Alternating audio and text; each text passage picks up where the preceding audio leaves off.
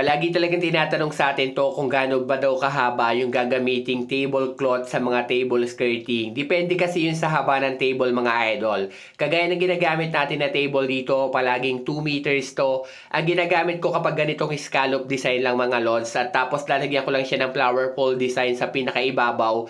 2 pole, 3 or 4. Dito 4 na pole yung ginawa ko. At least meron kayong 6 yards. Pwedeng dulo sa dulo yung gagawin yung flower pole design na may scallop design. Or pwedeng mas may space ng konti kagaya ng ginawa natin dito. Pero kung mga table skirting, mas maraming pleats, diamond design mga lods, sa 2 meters na table, at least meron kayong 12 yards mga lods kapag maraming pleats. Pero kung yung pleats naman is mas malalaki at mas malalayo yung pagitan mga lods, at least meron kayong 10 yards sa 2 meters na table mga idol. At kung nagtitipid naman kayo sa tela, maiksi lang yung tela nyo pero gusto nyo rin na may maganda ring setup, may flower fold design din kagaya nito, pwede kayong gumamit ng 6 yards tapos mag-fold kayo ng 4 sa dulo at scallop design sa gitna, 4 din sa dulo.